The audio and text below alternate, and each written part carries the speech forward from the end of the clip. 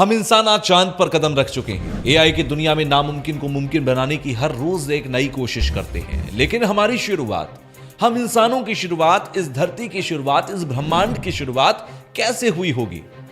Exactly आज तक ये रिसर्चर्स और वैज्ञानिक भी ठीक ठीक पता नहीं लगा पाए हैं, लेकिन हां, काफी हद तक हमने सृष्टि की शुरुआत, धरती के आग के गोले से हंसती खेलती जिंदगी तक के सफर को डिकोड कर लिया है। जिस जगह इस वक्त आप आराम से बैठकर या लेटकर इस वीडियो को देख रहे हैं, अगर मैं कहूं कि वो जमीन आज से करोड़ों साल पहले 8,500 डिग्री के तापमान में उबल रही थी, या जिस जगह पर आप बैठे हैं वो जगह करोड़ों साल तक बर्फ से ढकी हुई थी, तो याद रखिए ये दोनों बातें सच हैं। आज मैं आपका अपना साइंस जॉकी तुषार कौशिक आपको इसी अरबों साल के सफर पर लेकर जाएगा। तो क्या आप तैयार हैं? अगर हां तो नीचे कमेंट बॉक्स में एक बार मुझे बता जरूर दें, इस दुनिया में वो कौन सी चीज है जिसके होने पर आपको ताज्जुब होता है। मुझे मालूम है कि आप सबके कमेंट्स बेहद दिलचस्प होंगे। चलिए अब इस सफर पर चलते हैं। जिस जगह पर आज हमारा सौरमंडल है, वहां कई तरह की गैस और धूल के बादल हुआ करते थे। वैज्ञानिकों के मुताबिक दूर मौजूद बादलों से भी दूर एक तारा हुआ करता था। वक्त के साथ उस तारे की ऊर्जा कम होने लगी। जैसे हम इंसानों का बुढ़ापा आता है, वैसे ही ग्रह, नक्षत्र और तारों का भी बुढ़ापा आता है। ठीक इसी तरह एक तारे का बुढ़ापा आ रहा था, ये मान लीजिए। वो तारा बुझ रहा था, यानी कि धीरे धीरे अपनी मौत के करीब आ रहा था। और कहावतों में तो आपने भी सुना होगा कि दिया बुझने से पहले तेजी से जलता है। ठीक उसी तरह इस मरते हुए तारे के अंदर एक बड़ा सा विस्फोट हुआ। ठीक इस तरह विस्फोट की वजह से अंतरिक्ष की धूल एक दूसरे से दबने लगी। इस दौरान बादलों में स्थित धूल के कण प्रेशर और हीट की वजह से बड़े उल्कापिंड और पत्थरों में बदलने लगे, और इसी दबाव की वजह से, प्रेशर की वजह से इन बादलों के बीच रेडियो एक्टिव पदार्थ ने ग्रेविटी का निर्माण किया। जिस ग्रेविटी की वजह से आज हम इस जमीन के साथ चिपके रहते हैं, उस ग्रेविटी की शुरुआत यहीं से हुई। इस ग्रेविटी की वजह से इनके बीच हाइड्रोजन और हीलियम गैस इकट्ठा होने लगी। बीच के इस भयंकर स्थिति की वजह से एक बहुत बड़ा विस्फोट हुआ, और इसी विस्फोट के कारण जन्म हुआ हमारे सूरज का। अंतरिक्ष में फैले एस्ट्रॉइड्स में भारी वजन की वजह से, एक स्ट्रॉन्ग ग्रेविटी की वजह से ये सभी सूरज के करीब आकर उस सूरज के चारों ओर घूमने लगे। धीरे धीरे इन एस्ट्रॉइड्स के बीच टक्कर होने लगी और ये सभी आपस में टकराने लगे। भारी टकराव हुआ, जिससे ये हुआ कि हमारी धरती और आसपास के सभी ग्रहों का जन्म हुआ। जैसे मरकरी, वीनस, अर्थ, मार्स जैसे ग्रहों का निर्माण हुआ। वैज्ञानिकों के मुताबिक उस वक्त पृथ्वी और मंगल ग्रह के बीच एक और ग्रह था। उस ग्रह का नाम थिया बताया जाता है, और इस सूरज की परिक्रमा वो भी किया करता था। पृथ्वी पर ग्रेविटी होने की वजह से सूरज की परिक्रमा करने वाले एस्ट्रॉइड्स अब पृथ्वी की ओर परिक्रमा करने लगे। धीरे धीरे ये पृथ्वी पर गिरते रहे, और ऐसी घटना हमारे पड़ोसी ग्रह थिया पर भी हो रही थी, जिसकी वजह से थिया पृथ्वी के और करीब आने लगा और एक रोज पृथ्वी से टकरा गया। इस भयंकर टक्कर की वजह से पृथ्वी के कई हिस्से कण के रूप में अंतरिक्ष में फैल गए और एक रिंग की तरह पृथ्वी की चारों ओर घूमने लगे और परिक्रमा करने लगे।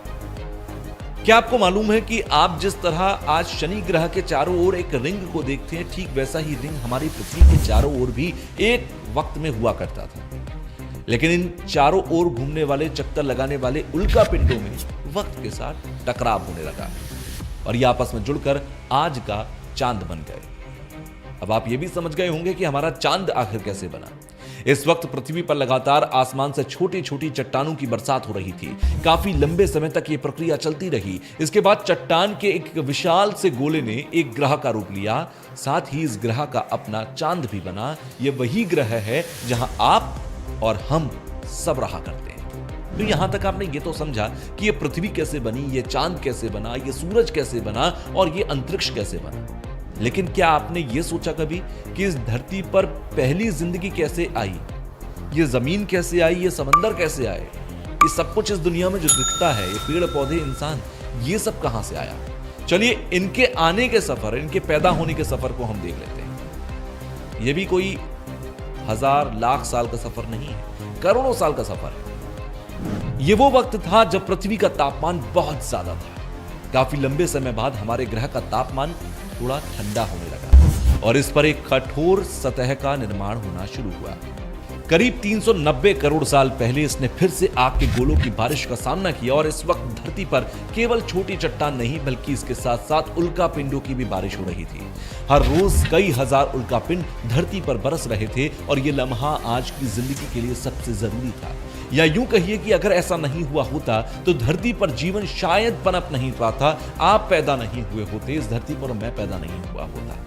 क्योंकि ये उल्कापिंड अपने साथ बहुत कुछ खास लेकर आए थे। इसके अंदर जमी हुई बर्फ के क्रिस्टल्स थे जिनसे हमारी धरती आज के समुद्रों का निर्माण हुआ और साथ ही इस हवा में, इस वातावरण में धरती का एटमॉस्फेयर अभी भी पूरी तरीके से जहरीली गैसों का बना हुआ था। यहां वायुमंडल में ऑक्सीजन थी ही नहीं और धरती भी चारों तरफ से समुद्र से घिरी हुई थी, पर अब यहां परिस्थितियां बदलने वाली थी। करीब 10 करोड़ साल बीत जाने के बाद लगभग 380 करोड़ साल पहले हमारी धरती में एक बार फिर से उल्कापिंडों की बारिश शुरू हो गई। अब की बार ये उल्कापिंड अपने साथ केवल पानी नहीं लेकर आए बल्कि कुछ अनमोल चीजें भी लेकर आए जो धरती को जीवन देने वाला था। ये पिंड अपने साथ खनिज यानी कि मिनरल्स लेकर आए थे। साथ ही इन्होंने कार्बन, प्रोटीन, अमीनो एसिड्स को भी अंतरिक्ष से समुद्र की गहराइयों तक लाने का काम किया। लेकिन यहां समुद्र की गहराई में तापमान बहुत कम था। यहां सूरज की रोशनी पहुंच ही नहीं सकती थी। लेकिन यहां समुद्र की गहराई में छोटे छोटे प्राकृतिक चिमनी थी जो पानी को गहराई में गर्म रख रही थी और यहां पर जीवन का पहला बीज पनप पाया। वैज्ञानिकों के मुताबिक यही वो वक्त था जब दूर गहरे पानी के अंदर निकलते ज्वालामुखियों से पहली बार सूक्ष्म जीवों का निर्माण हुआ। हम ये नहीं जानते कि ऐसा कैसे हुआ था, लेकिन किसी प्रकार से यहीं पर उन सारे मिनरल्स और केमिकल्स ने आपस में एक ऐसी केमिकल रिएक्शन की जिसने जीवन का पहला बीज बोया और यहां जन्म हुआ पहले एक कोशिकीय जीव का जो एक प्रकार के बैक्टीरिया थे। और ये बैक्टीरिया समुद्र में बहुत तेजी से बढ़ने लगे। अब ये पानी पूरी तरीके से माइक्रो बैक्टीरिया से भर चुका था। लगभग 30 करोड़ साल बाद यानी कि आज से करीब 350 करोड़ साल पहले समुद्र के अंदर इन बैक्टीरिया की संख्या तेजी से बढ़ने लगी। ये आपस में जुड़ने लगे और एक पत्थर जैसी संरचना बनाने लगे जिसे हम कहते हैं स्ट्रोमेटलाइट्स। ये एक प्रकार की चट्टान है, अपने आप में बैक्टीरिया की एक पूरी कॉलोनी कह सकते हैं आप इसे। ये बैक्टीरिया सूरज की रोशनी को भोजन में बदलते थे और इसी प्रोसेस में ये एक बाय प्रोडक्ट भी निकालते थे जो एक गैस थी, उसका नाम था ऑक्सीजन। जी हाँ, प्राण वायु ऑक्सीजन। इन सूक्ष्म जीवों ने धरती पर एक सबसे अनमोल चीज का निर्माण किया जो धरती पर जीवन को पनपाने के लिए सबसे ज्यादा जरूरी थी, आपके और मेरे पैदा होने के लिए भी सबसे ज्यादा जरूरी थी। और वास्तव में इसके बिना धरती पर कोई जीव जीवित रह भी नहीं पाता। करीब अगले 150 करोड़ साल तक यानी आज से करीब 2 अरब सालों तक पृथ्वी के वायुमंडल में ऑक्सीजन की मात्रा बढ़ती रही। लाखों साल बाद एक ऐसा वक्त आया जब पृथ्वी की पूरी सतह पानी से ढक चुकी थी। हमारी पृथ्वी के सबसे अंदर का हिस्सा कोर रेडियो एक्टिव पदार्थ से बने होने की वजह से हर दम गर्म रहता था और आज भी रहता है। लेकिन जब भी पृथ्वी की ऊपरी जमीन ठंडी होती है तब वो पृथ्वी के अंदर की गर्मी को बाहर नहीं निकलने देती, जिसकी वजह से ज्वालामुखियों का निर्माण होता है।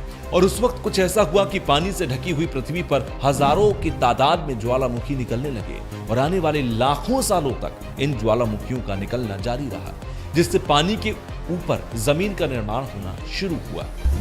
एक तरफ ज्वालामुखियों का विस्फोट और समुद्र के ऊपर जमीन का निर्माण हो रहा था, दूसरी तरफ पृथ्वी पर वातावरण ना होने की वजह से अंतरिक्ष से उल्कापिंडों की बरसात हो रही थी। लाखों सालों तक ऐसा ही चलता रहा और फिर आज से करीब 200 करोड़ साल पहले पृथ्वी पर ऐसा वक्त आया जब पृथ्वी का वातावरण लगभग स्थिर होने लगा। ज्वालामुखी निकलने धीरे हो गए और उस समय पृथ्वी का एक दिन 24 घंटे का नहीं बल्कि 12 घंटे का हुआ करता था।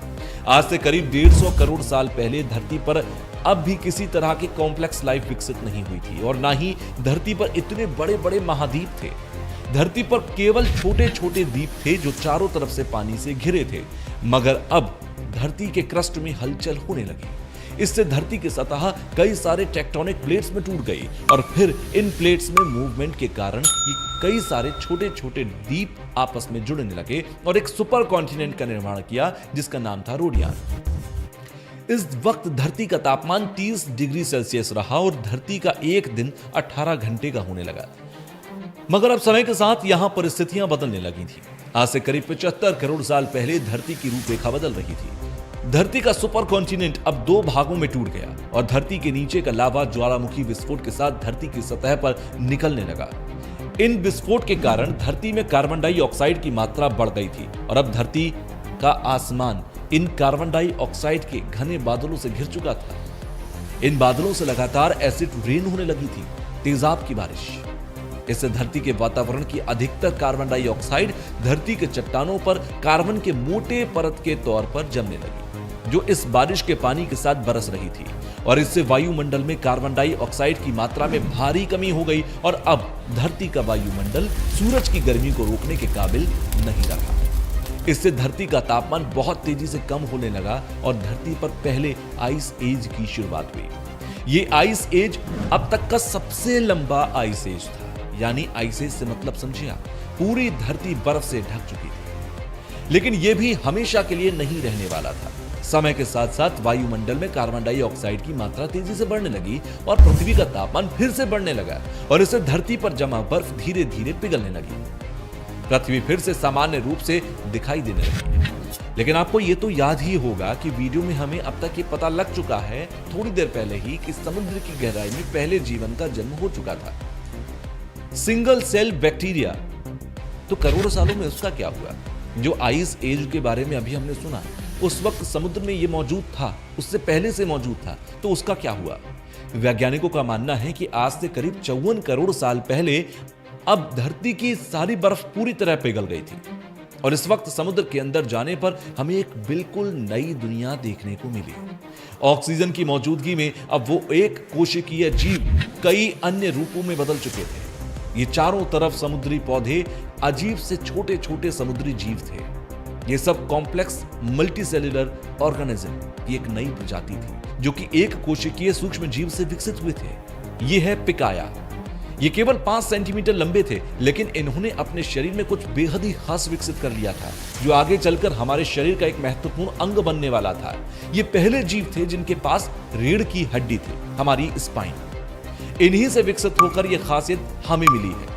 आज से करीब 46 करोड़ साल पहले अब धरती कुछ हद तक जानी पहचानी दिखने लगी थी। धरती का वो सुपर कॉन्टिनेंट अब कई भागों में टूट चुका था, लेकिन अब भी यहां जमीन पर रहने वाले जीव नहीं आए थे और धरती की सतह पर पेड़ पौधे भी नहीं उगे थे। पर ऐसा क्यों था? दरअसल ऐसा सूरज से आने वाले हानिकारक अल्ट्रावायलेट रेज की वजह से हो रहा था। धीरे धीरे वातावरण में ऑक्सीजन की मात्रा बढ़ने लगी और पृथ्वी पर होने वाली एसिड की बरसात कम होने लगी। वातावरण में ऑक्सीजन आने की वजह से ऑक्सीजन और सूरज की अल्ट्रावायलेट किरणों में रिएक्शन हुई और पृथ्वी की ओजोन लेयर मोटी होने लगी। यही ओजोन लेयर आज भी हमें सूरज की खतरनाक किरणों से बचाता है। आपने ये तो सुना होगा कि ओजोन लेयर में छेद हो गया है, जिसकी वजह से धरती पर पोल्यूशन बढ़ रहा है, धरती पर सूरज का तापमान ज्यादा आ रहा है, अल्ट्रावायलेट रेज आ रही हैं। लेकिन ये ओजोन लेयर में छेद होना और ओजोन लेयर के छेद होने के बाद उसका क्या किया गया, इसके बारे में अगर आप जानना चाहते हैं तो एक सेपरेट वीडियो में इसके लिए बनाऊंगा। चलिए वापस आते हैं सफर पर। इसके बाद आज से लगभग 47 करोड़ साल पहले पृथ्वी की ऊपरी सतह पर पहली बार मोसोजोन नामक प्लांट उगा था। पहला पेड़, अगर कोई आपसे पूछ ले पहला पौधा, पहला प्लांट इस धरती पर कौन सा उगा था, तो आप बता देना उसका नाम है मोसोजोन। वक्त के साथ जमीन पर अलग अलग तरह के पौधे और पेड़ उगना शुरू हुए। एक वक्त ऐसा भी आया जब जमीन के पेड़ों की लंबाई लगभग 80 से 100 फीट जितनी होती थी, या आज की आप अंदाजा लगाएं तो 5 से 6 मंजिलों के बराबर ये पेड़ हुआ करते थे। ये वो वक्त था जब समुद्री जानवर भी धरती पर आने के बारे में सोच रहे थे, जमीनी जानवरों में परिवर्तित हो रहे थे। समुद्र में रहने वाली ये मछली टिकटैलिक, जिसने पहली बार समुद्र से बाहर आने का सोचा था, समय के साथ ये जमीन पर ज्यादा देर तक रहने लगी, जिससे देर तक रहने की वजह से इसके कई अंग विकसित होने लगे। करीब 1.5 करोड़ साल के पूरे प्रोसेस के बाद ये जानवर अब पूरी तरह से जमीन पर रहने के लायक बन गए और इन्हें हमने बाद में टेट्राबोट्स कहा। आज से करीब 36 करोड़ साल पहले ये टेट्राबोट्स पूरी तरीके से विकसित हो गए थे और अब ये पूरी तरह जमीन पर रहने वाले जीव बन चुके थे। वहीं अब यही वो जीव थे जो आगे चलकर डायनासोर्स, बर्ड्स, मैमल्स और अंत में इंसानों में विकसित हुए। यहां से एक नई प्रजाति की शुरुआत हुई, लेकिन अब धरती का बुरा वक्त आने वाला था। तो समय के साथ जीवों के विकास की प्रक्रिया जारी रही, लेकिन साथ ही धरती का वातावरण भी बहुत तेजी से बदल रहा था। एक बार फिर ज्वालामुखी विस्फोट की वजह से धरती का तापमान बहुत ज्यादा बढ़ गया और इससे धरती पर एक बहुत बड़ा अकाल पड़ा। इस अकाल में लगभग सारे पेड़ सूख गए और धरती पर जीवों की कुल 95% आबादी का अंत हो गया। इस अकाल में कुछ चीजें ही जिंदा बच पाई, जिन्होंने जिंदा रहने के लिए कुछ भी खाना शुरू कर दिया और गर्मी से बचने के लिए जमीन के अंदर रहने लगे। पर समय के साथ फिर से परिस्थितियों में सुधार आया और धरती का वातावरण फिर से सामान्य हो गया। आज से करीब 20 करोड़ साल पहले अब धरती की रूपरेखा काफी हद तक बदल चुकी थी। ज्वालामुखी विस्फोट से नए भूभागों का निर्माण होने लगा था, जिन्होंने आपस में मिलकर सुपर पावर का निर्माण किया, जिसका नाम था पेंजिया। अब धरती अंतरिक्ष से काफी हद तक आज जैसी दिखाई देने लगी थी। इतने बड़े आकार के गुजरने के बाद धरती वापस से सामान्य हो गई थी। सतह पर एक बार फिर से नए पेड़ पौधे उगने लगे थे और धरती पर जो 5% जीव बचे थे वो अब विकसित हो चुके थे और एक बिल्कुल नए प्रजाति का जन्म हुआ था, जो आने वाले समय में धरती पर अपना शासन चलाने वाला था। वो थे डायनासोर्स। डायनासोर्स असल में उन 5% रेंगने वाले जीवों से विकसित हुए थे जो उस अकाल में खुद को किसी प्रकार बचा पाए थे। डायनासोर्स के भी कई प्रजातियां थीं, कुछ शाकाहारी थीं, कुछ मांसाहारी थीं। कुछ डायनासोर्स बहुत शांत स्वभाव के थे तो कुछ बहुत हिंसक थे। डायनासोर्स ने काफी लंबे समय तक धरती पर राज किया। करीब 11 करोड़ साल तक धरती पर ये फलते फूलते रहे और अभी तक इंसान का जन्म नहीं हुआ था। जिन डायनासोर्स ने पेड़ पौधे खाने शुरू किए, उनका शरीर लंबा और विशाल हो गया। कुछ डायनासोर्स शिकार किया करते थे, जिसके कारण वो छोटे और तेज होते चले गए। आज से करीब 20 करोड़ साल पहले पेंजिया महाद्वीप टूटने लगा। पेंजिया के विभाजित होने की वजह से पृथ्वी की ज्यादातर ऊपरी जमीन पानी के संपर्क में आने लगी, जिसकी वजह से पृथ्वी पर हरियाली बढ़ती गई और इस वजह से डायनासोर्स और ज्यादा प्रजातियों में बढ़ गए और ज्यादा विशाल भी होने लगे। इस दौरान अफ्रीका से टूटा हुआ भारत सीधे आकर आज के तिब्बत से टकराया और इस तिब्बत से टकराने की वजह से हिमालय का निर्माण हुआ। आज से लगभग 6.5 करोड़ साल पहले पृथ्वी की तरफ आज के माउंट एवरेस्ट से भी बड़ा लगभग 4 से 5 लाख करोड़ किलो वजन का एक उल्का पिंड लगभग 80,000 किलोमीटर प्रति घंटे की रफ्तार से पृथ्वी की तरफ बढ़ रहा था। पृथ्वी की सतह को छूते ही उसमें भयंकर आग लगी और वो जलते हुए सीधे पृथ्वी से टकरा गया। इस टकराव से निकलने वाली ऊर्जा आज के 10 करोड़ परमाणु बम एक साथ फट जाएं इतनी बड़ी थी। जहां ये उल्का पिंड गिरा, वहां के जानवर और पेड़ तुरंत भाप बन गए। इस उल्का पिंड के गिरते ही पृथ्वी पर पूरी तरह धूल फैलने लगी, समुद्र में भयंकर आवाज आने लगी और भूकंप और आग ने पृथ्वी को जलाना शुरू कर दिया। वातावरण में धूल और हानिकारक गैस के कारण पृथ्वी पर फिर से एसिड रेन की शुरुआत हुई और फिर पृथ्वी ठंडी होकर बर्फ से ढक गई। लेकिन इस बार पृथ्वी पर बर्फ लाखों सालों तक नहीं जमी रही और 80 से 90 हजार साल बाद ही ये बर्फ पिघलनी शुरू हो गई। जैसे ही धरती पर वातावरण फिर से पहले जैसा होने लगा, वैसे ही ये छोटे जीव जमीन से उठकर बाहर आने लगे और उस वक्त पृथ्वी की बर्फ पिघलना शुरू हुई थी, जिसकी वजह से अफ्रीका में ग्रेट ठंडे जंगल हुआ करते थे और इसी बीच ये जमीन जीव बंदरों में परिवर्तित होने लगी। मगर जैसे ही पृथ्वी गर्म होने लगी, वैसे ही अफ्रीका के लिए जंगल सूखने लगे और जंगल की चीजें खाने वाले बंदरों को खाने की कमी होने लगी। खाने की तलाश में इन बंदरों ने अपने पैरों पर चलना शुरू कर दिया, जिससे उन्हें दूसरे जानवरों का शिकार करना पड़ा। धीरे धीरे बंदर बड़े रूप में परिवर्तित होने लगे। खाने की तलाश में ये इधर उधर भटकने लगे, जिन्हें हमने एप्स कहा।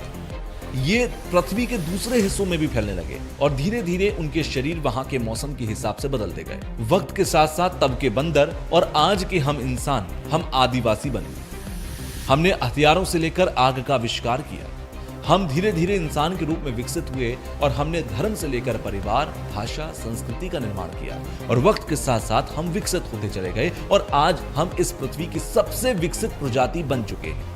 पृथ्वी को आज के जैसे बनने में लगभग 450 करोड़ साल का वक्त लगा है और हमें एक छोटे जमीन में रहने वाले जानवर से इंसान बनने में कई लाख साल लगे हैं। लेकिन धरती के विकास के साथ कई और भी चीजें थीं जो हमारी धरती और धरती के आसपास विकसित हो रही थी और तेजी से बदल भी रही थी। इस सौर मंडल में बहुत कुछ था जो विकसित हो रहा था। किसी और ग्रह पर भी शायद जीवन पनप रहा था। यह विकास ना तो इस अंतरिक्ष में पहली बार हुआ था और ना ही कभी आखिरी बार हुआ है। हर रोज अंतरिक्ष में ऐसा होता रहता है, लेकिन अंतरिक्ष इतना बड़ा है कि हम इसे साधारण आंखों से देख नहीं पाते। लेकिन टेंशन मत लीजिए, आपका साइंस जॉकी तुषार कौशिक आपके लिए ऐसी ही साइंस एंड स्पेस से जुड़ी वीडियो लेकर आता रहेगा, जिससे आपको साइंस से जुड़े इंटरेस्टिंग फैक्ट्स और पूरी कहानी पता लगती रहेगी। आपको अगर ये वीडियो पसंद आई है तो नीचे कमेंट बॉक्स में जरूर मेरे लिए कुछ ना कुछ लिखें और सब्सक्राइब फॉलो करना बिल्कुल ना भूलें। धन्यवाद।